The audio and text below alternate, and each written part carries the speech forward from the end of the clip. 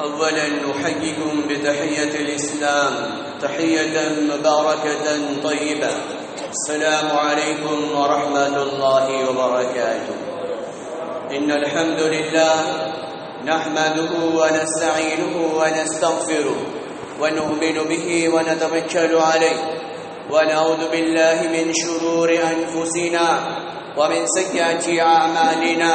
من يهده الله فلا مضل له ومن يضلل فلا هادي له وأشهد أن لا إله إلا الله وحده لا شريك له وأشهد أن محمدا عبده ورسوله. أما بعد فأعوذ بالله من الشيطان الرجيم. بسم الله الرحمن الرحيم. يا أيها الناس اتقوا ربكم الذي خلقكم من نفس واحدة وخلق منها زوجها وبث منهما رجالا كثيرا ونساء واتقوا الله الذي تساءلون به والأرحام إن الله كان عليكم رقيبا. يا أيها الذين آمنوا اتقوا الله حق تقاته ولا تموتن إلا وأنتم مسلمون. يصلح لكم أعمالكم ويغفر لكم ذنوبكم ومن يطع الله ورسوله فقد فاز فوزا عظيما.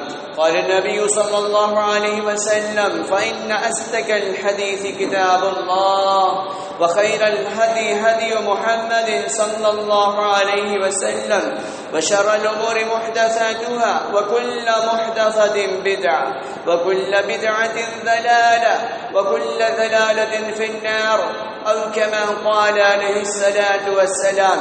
قال الله عز وجل في موضع الثاني سبحان الذي أسرى بعبده ليلا من المسجد الحرام إلى المسجد الأقصى باركنا حوله لنريه من آياتنا إنه هو السميع البصير. قال النبي صلى الله عليه وسلم من ترك الصلاة متعمدا فقد كفر. معزز سامعین کرام، حاضرین جمعہ، نوجوانان اسلام، دینی و ملی بھائیوں، بزرگوں، عزیز بچوں و عفیفہ خواتین اسلام، تمام تعریفات، توصیفات، حمد و ثنا، کبریائی و برتری اللہ رب العالمین کی ذات کو زیبا ہے، جو کائنات کے ذرے ذرے کا خالق و مالک ہے. اللہ رب العالمین کی تمحید و تقدیس میں ہمیں اپنی زبان کو تر رکھنا چاہیے ذکر و اذکار کے ذریعے سے. درود و سلام ہو اس ہستی اقدس و مقدس جس کا نام نامی جناب محمد الرسول اللہ صلی اللہ علیہ وسلم ہے. آپ ساقی کوثر ہیں، شافی محشر ہیں، امام المتقین ہیں، سید الانبیاء والمرسلین ہیں. درود و سلام ہو اللہم صلی علی محمد وعلی آل محمد، اور سابقہ تمام کے تمام انبیاء پر درود و سلام ہو اللہم صلی علی محمد وعلی آل محمد. سامعین، آج کے خطبے کا عنوان ہے تحفہ معراج. اللہ سبحانہ و تعالی نے اس کائنات میں انسانیت کی ہدایت کے لیے، انسانیت کی رہنمائی کے لیے، اور انسانیت کو جب دنیا سے انسان کا گزر ہو تو اس کے اعمال کا موازنہ کرنے کے بعد جنت میں داخل کرنے کے لیے اللہ رب العالمین نے نبی مکرم صلی اللہ علیہ وسلم کو اس کائنات میں بھیجا، اور آپ صلی اللہ علیہ وسلم نے عملی جامہ پہنا کر انسانیت کو بتلایا. سوال یہ پیدا ہوتا ہے کہ اللہ رب العالمین کو نبی مکرم صلی اللہ علیہ وسلم کو معراج کرانے کی ضرورت کیوں پڑی؟ آپ معراج پر کیوں گئے، اور معراج پر جانے کے بعد آپ نے کیا دیکھا؟ اللہ سبحانہ و تعالیٰ سے ہم کلام ہوئے، گفتگو ہوئی، تو اللہ رب العالمین نے آپ کو کون کون سی نعمتیں، کون کون سی چیزیں اللہ رب العالمین نے آپ کو تحفہ میں، گفٹ میں اللہ رب العالمین نے عطا کیا، ایک ایک کر کے اس کا احاطہ کرتے ہیں. سب سے پہلے ہم نظر ڈالتے ہیں کہ نبی مکرم صلی اللہ علیہ وسلم کو معراج کیوں کرایا گیا. معراج کرانے کی وجہ خاص یہ ہے کہ نبی مکرم صلی اللہ علیہ وسلم نے جب طائف والوں کے سامنے اپنے آپ کو پیش کیا اور اللہ رب العالمین کے پیغام کو عام کیا تو یقیناً بہت ظالموں نے ستایا، اور ستایا ہی نہیں بلکہ آپ پہ کنکریٹ کی بارش کی، آپ کا جسم لہولہان ہوا، آپ کے جسموں سے خون کے قطرات نکل کر آپ کی جوتیوں میں بھر گئے، اور جوتیاں نکالنے کے لیے آپ کے خادم خاص نے پیر میں پانی ڈالا اور پھر آپ کے تلوے سے آپ کی جوتیاں الگ کی گئیں۔ وہ بہت ہی دلخراش منظر اور لمحہ رہا ہوگا۔ تو ایسے وقت میں جب تھکن محسوس کر رہے تھے پیغمبر عربی صلی اللہ علیہ وسلم، اور آپ کا دل بڑا ہی بے چین تھا، بے چینی کے عالم میں، تو اللہ رب العالمین نے آپ کو معراج کرانے کا فیصلہ کر لیا۔ آپ ام ہانی کے گھر میں تھے، ام ہانی کے گھر میں تھے۔ حضرت جبریل علیہ السلام آئے اور کہا یا رسول اللہ صلی اللہ علیہ وسلم، اللہ رب العالمین آپ سے ملاقات کرنا چاہتا ہے، اللہ رب العالمین آپ سے ملاقات کرنا چاہتا ہے، اور اللہ سبحانہ و تعالیٰ نے آپ کو بلایا ہے۔ لہٰذا حضرت جبریل علیہ السلام نے پیغمبر عربی صلی اللہ علیہ وسلم کو ام ہانی کے گھر سے اٹھایا، اور اٹھانے کے بعد مکۃ المکرمہ لائے، اور لانے کے بعد حتیم میں لٹایا، اور حتیم میں لٹانے کے بعد نبی مکرم صلی اللہ علیہ وسلم کا آپریشن کیا گیا۔ جو یہ بائی پاس آپریشن کا سسٹم ہے، یہ اللہ رب العالمین نے امت مسلمہ کو یہ ٹیکنک، یہ حکمت اللہ رب العالمین اس واقعہ معراج سے سکھلا رہا ہے۔ لہٰذا نبی علیہ السلام کے سینے کا، قلب کا آپریشن ہوا، جسے ہم اور آپ شق صدر کہتے ہیں۔ تو ایک تشت لایا گیا، تشت کے اندر زمزم تھا، اور تشت کے اندر بہت ساری نورانیت ایسی بھری ہوئی تھی۔ اللہ رب العالمین نے پیغمبر عربی صلی اللہ علیہ وسلم کے سینے مبارک کو چاک کرایا گیا، اور چاک کرنے کے بعد وہ نور کو بھر دیا گیا، دنیا کی محبت کو نکال دیا گیا، اور اس کے بعد اللہ رب العالمین کی وحدانیت اور اللہ سبحانہ و تعالیٰ کا یقین، استحضار آپ کے قلب کے اندر پیوست کر دیا گیا، اور پیوست کرنے کے بعد زمزم سے آپ کے قلب کو دھونے کے بعد فٹ کر دیا گیا، اور فٹ کرنے کے بعد پھر وہ اپنے پہلی پوزیشن پہ وہ چیزیں آ گئیں۔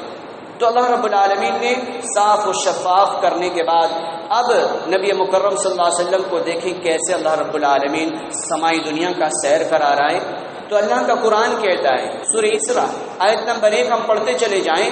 اللہ رب العالمین کہہ رہا ہے سبحان الذی اسری بعبدہ لیلا من المسجد الحرام۔ پاک ہے اللہ رب العالمین کی ذات، پاک ہے اللہ رب العالمین کی ذات، جس نے اپنے بندے کو راتوں رات مکۃ المکرمہ سے اٹھایا، بیت المقدس پہنچایا، اور بیت المقدس سے پھر سمائی دنیا کی طرف پرواز کرایا۔ لہذا حضرت جبریل علیہ السلام پیغمبر عربی کی خدمت میں آئے، اور آنے کے بعد آپ سے کہا کہ رب سبحانہ و تعالیٰ آپ سے ملاقات کرنا چاہتا ہے، آپ کو بلایا ہے۔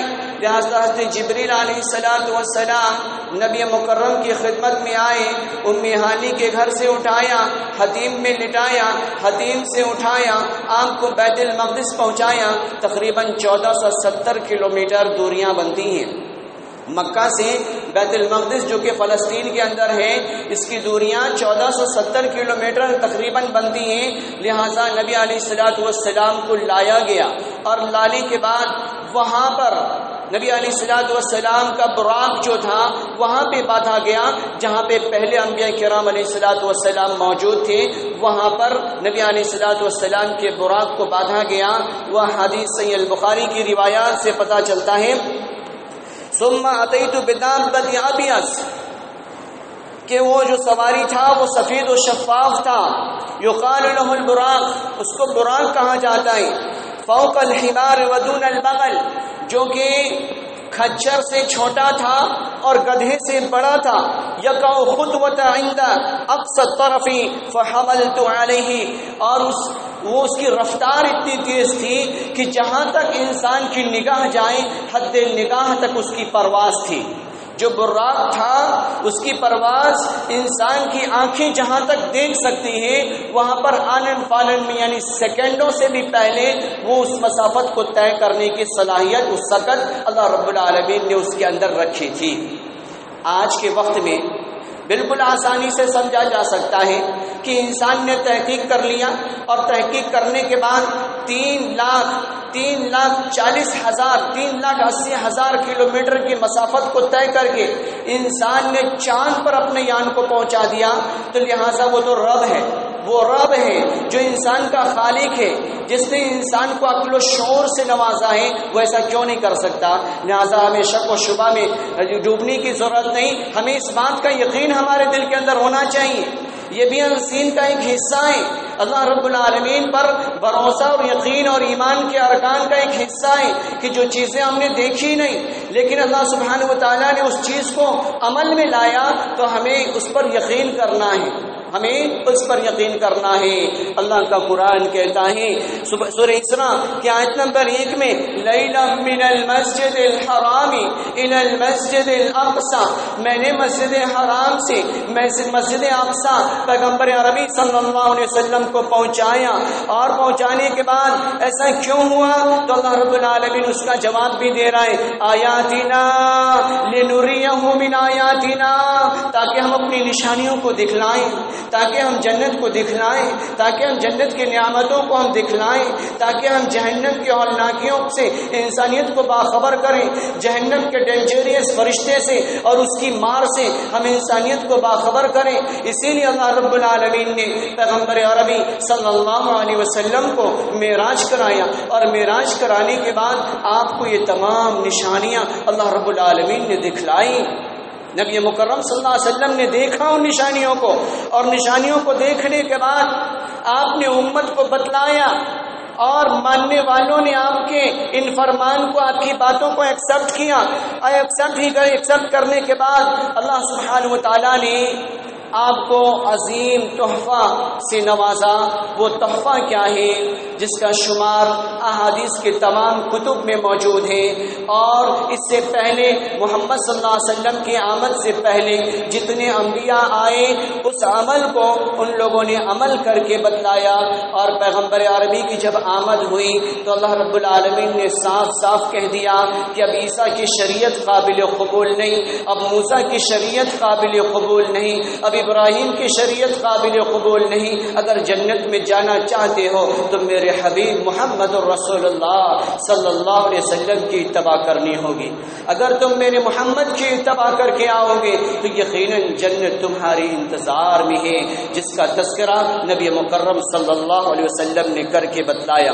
اس کے بعد جب نبی علیہ السلام بیت المقدس پہنچے، بیت المقدس پہنچنے کے بعد تمام کے تمام انبیاء وہاں پر تشریف فرما، تو نبی مکرم صلی اللہ علیہ وسلم نے رکعتین نماز ادا کی۔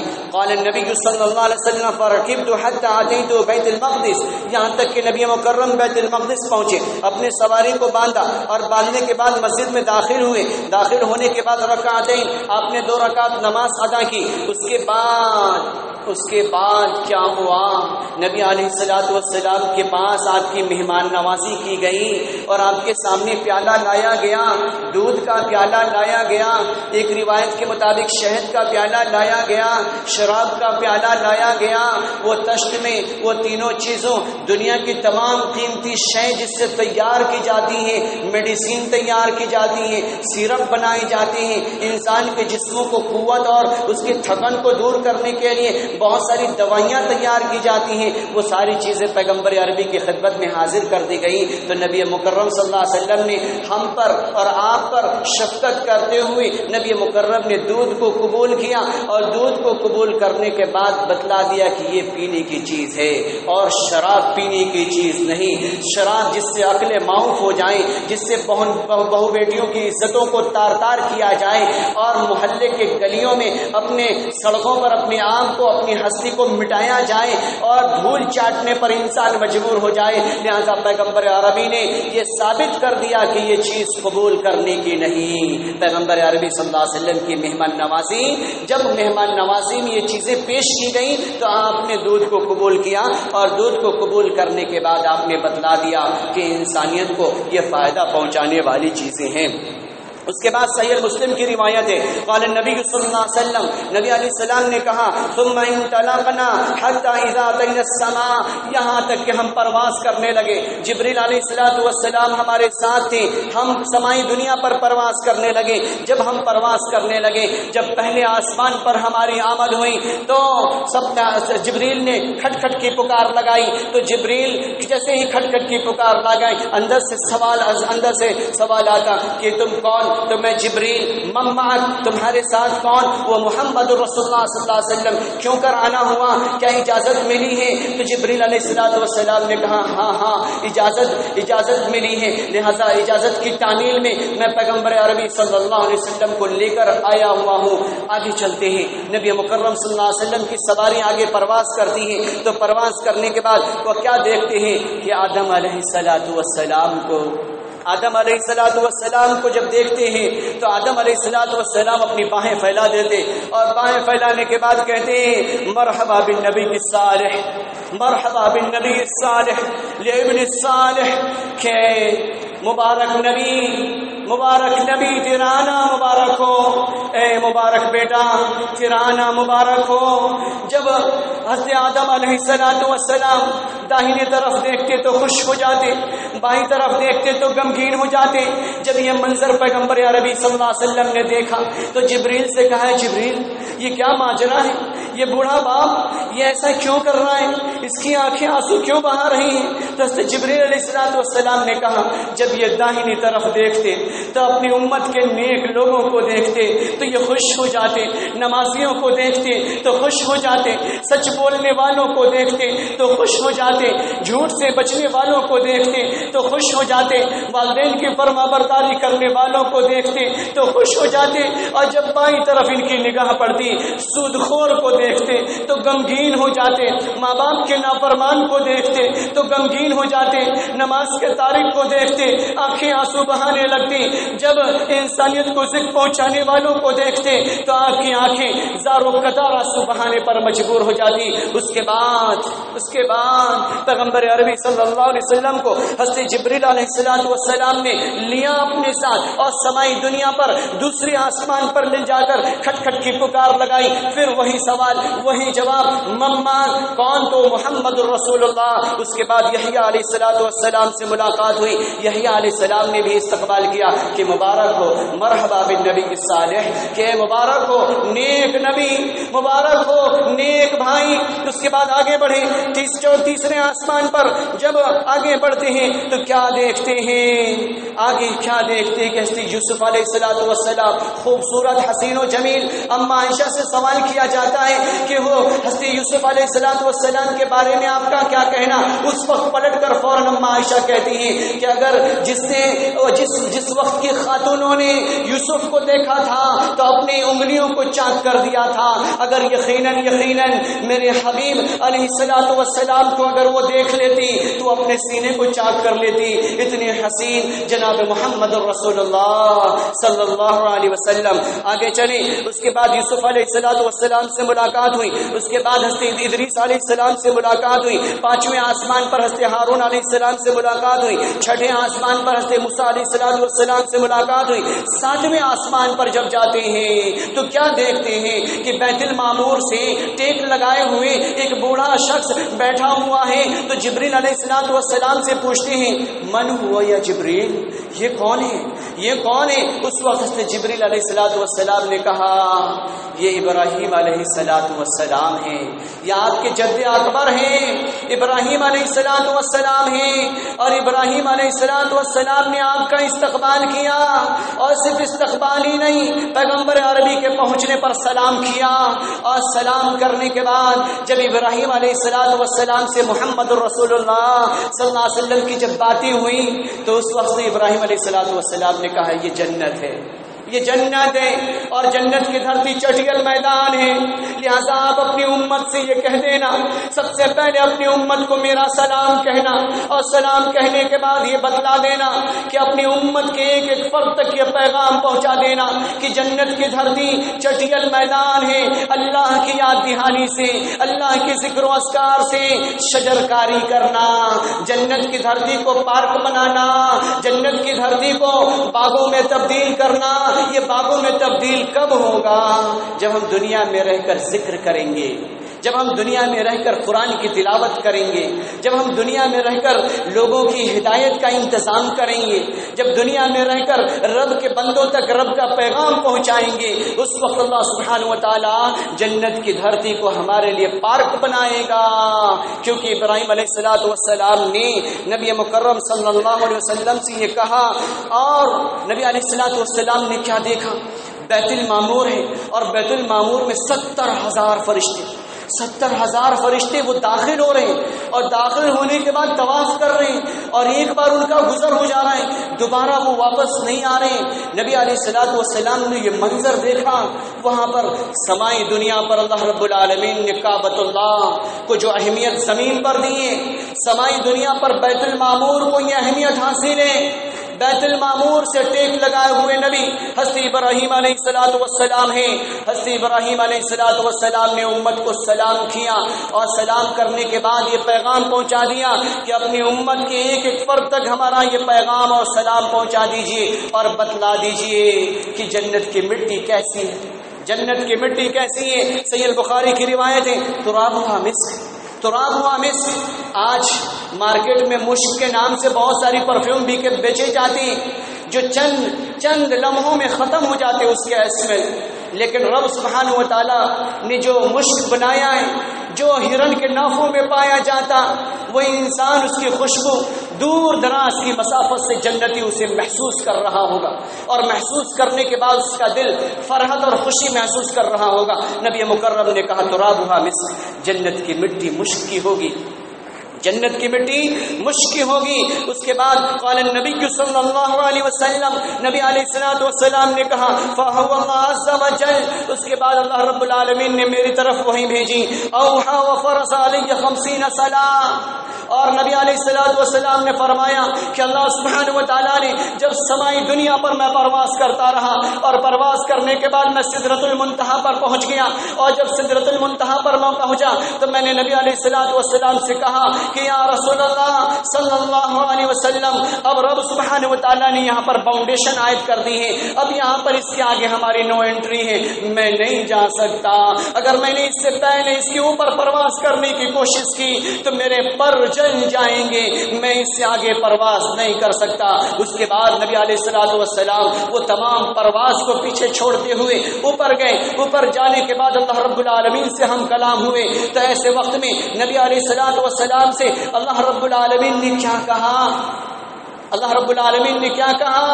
اللہ سبحانہ و تعالیٰ نے اپنے نبی کو سلام کہا، نبی علیہ السلام کو سلام کہا. تو نبی علیہ السلام نے رب سبحانہ و تعالیٰ کے سلام میں پلٹ کر جواب دیا. وہ جواب کیا تھا؟ وہ جواب کیا تھا جو نماز میں ہم التحیات پڑھتے ہیں؟ یہ التحیات سراپا جواب ہے، اللہ سبحانہ و تعالیٰ کے سلام کا جواب ہے. التحیات للہ والصلوات والطیبات السلام علیکہ ایھا النبی. جب اللہ رب العالمین نے پیغمبر عربی محمد صلی اللہ علیہ وسلم کو سلام کیا، اور سلام کرنے کے بعد جب آپ کو مبارکبادیں دی، آپ کے آنے کا استقبال کیا، تو نبی علیہ السلام نے کہا میری بدنی عبادت، میری قولی عبادت سب رب سبحانہ و تعالیٰ کے لیے. اور جب گفتگو کا سلسلہ جاری رہا، وَعَلَىٰ عِبَادِ اللَّهِ الصَّالِحِينَ، نبی علیہ السلام نے جب رب سبحانہ و تعالیٰ سے ہم کلام ہوئے، گفتگو ہوئی، اس وقت بھی ہمیں نہیں بھولا، ہمیں نہیں بھولا. نبی علیہ السلام سے باتیں ہو رہی ہیں، رب سبحانہ و تعالیٰ نماز کا تحفہ عطا کر رہا ہے. ایسے وقت میں نبی علیہ السلام اس پالنہار سے کیا درخواست کر رہے ہیں؟ وَعَلَىٰ عِبَادِ اللَّهِ الصَّالِحِينَ، یا رب جو نعمتیں ہمیں عطا کر رہا ہے، یا رب جن خوشیوں میں تو ہمیں شامل کر رہا ہے، یا رب جو چیزیں ہمیں عطا کرنے والا ہے، وَعَلَىٰ عِبَادِ اللَّهِ الصَّالِحِينَ، میرے امت کے نیک بندوں کو بھی یہ چیزیں چاہیے، میرے امت کے نیک بندوں پر یہ نوازش کا معاملہ تو کرنا. لہذا وَعَلَىٰ عِبَادِ اللَّهِ الصَّالِحِينَ کہہ کر نبی علیہ السلام نے اپنی شفقت کا اظہار کیا، اپنی محبت کا اظہار کیا. اور اللہ رب العالمین نے کہہ دیا کہ یا محمد فسال، تو سوال کر، سل توجا، تیرے سوال کا جواب دیا جائے گا، تو مانگ، تو جو مانگے گا وہ تجھے پورا کیا جائے گا، تجھے عطا کیا جائے گا. تو نبی علیہ السلام نے رب سبحانہ و تعالیٰ سے کیا مانگا؟ نبی علیہ السلام نے ہمارے لیے معافی مانگی. ہمارے لیے معافی مانگی، ہمارے لیے نبی علیہ الصلوۃ والسلام نے معافی کا پروانہ لے کر سمائی دنیا سے زمینی دنیا پر آئے۔ اللہ سبحانہ و تعالیٰ نے نبی علیہ الصلوۃ والسلام کو 50 وقت کی نمازیں عطا کی، اور نبی علیہ الصلوۃ والسلام سر جھکائے، وہ واپس آنے لگے۔ موسیٰ علیہ الصلوۃ والسلام سے ہم کلام ہوئے، ہائے ہائے میری امت نے تو نماز پڑھا ہی نہیں، میری امت کے افراد نے تو اس عمل کو انجام دیا ہی نہیں، آپ اتنی لمبی طویل عبادات کو کیوں کر لے کر چلے آئے؟ یقیناً آپ کی امت اسے انجام نہ دے سکے گی۔ 9 بار پیغمبر عربی صلی اللہ علیہ وسلم اللہ رب العالمین کے پاس گئے، اور جانے کے بعد وہ نماز کو تخفیف کرا کے آئے، 5 وقت کی نمازیں لے کر آئے، تو اللہ رب العالمین نے کہا کہ یا محمد، اے محمد صلی اللہ علیہ وسلم، انہن 5 صلوات کل یوم و لیلہ، کیا آپ کی امت یہ 5 وقت کی نماز ادا کرے گی؟ اللہ رب العالمین کا یہ چیلنج ہے، یہ وعدہ ہے کہ اللہ رب العالمین 50 وقت کی نماز پڑھنے کا ثواب، 50 نماز پڑھنے کا ثواب اللہ رب العالمین عطا کرے گا، کیونکہ رب کا یہ وعدہ ہے۔ صحیح مسلم کی روایت ہے، یا محمد یا محمد، یہ کون مخاطب ہے؟ اللہ کہہ رہا ہے اپنے نبی سے، اور نبی علیہ السلام کہہ رہے 5 صلوات کل یوم۔ اللہ رب العالمین کہہ رہا ہے نبی، اے نبی کہ تیری امت 5 وقت کی نماز ادا کرے گی، میں 50 وقت کی نماز پڑھنے کا ثواب عطا کروں گا۔ اس کے بعد نبی علیہ الصلوۃ والسلام کو اللہ رب العالمین نے جب نماز کا تحفہ عطا کر دیا، اس کے بعد عبداللہ ابن مسعود رضی اللہ تعالیٰ عنہ راوی حدیث ہے، وہ کہتے ہیں کہ نبی علیہ الصلوۃ والسلام کو معراج میں 3 چیزیں عطا کی گئیں، 3 گفٹ دیا گیا، 3 سرپرائز آپ کے ساتھ واپسی میں عطا کیے گئے۔ وہ کیا تھا؟ اوتیت الصلوات الخمس، 5 وقت کی نماز، اور اس کے بعد خواتین سورۃ البقرہ، سورہ البقر کی آخری رکوع، سورہ البقر کی آخری رکوع، آخری آیت۔ اس کے بعد جو اہم بات بتلائی گئی وہ یہ کہ نبی مکرم صلی اللہ علیہ وسلم نے جب اللہ رب العالمین سے باتیں کی، اس وقت آپ نے اپنے رب کو منوا لیا، تو رب سبحانہ و تعالیٰ نے کہا کہ جا تیری امت کے گنہگاروں کو بھی میں معاف کر دوں گا، میں تیری امت کے گنہگاروں کو بھی معاف کر دوں گا، لیکن شرط یہ ہے کہ وہ شرک نہ کرنے والا ہو، وہ مشرک نہ ہو۔ جو نبی کو 3 اعجاز اللہ رب العالمین نے عطا کیے، وہ 5 وقت کی نماز ہے، سورہ البقر کی آخری آیات ہیں، اور جو تیسری چیز ہے کہ امت کے بڑے بڑے گناہوں کو معاف کرنے کی ذمہ داری بھی اللہ رب العالمین نے لے رکھی ہے۔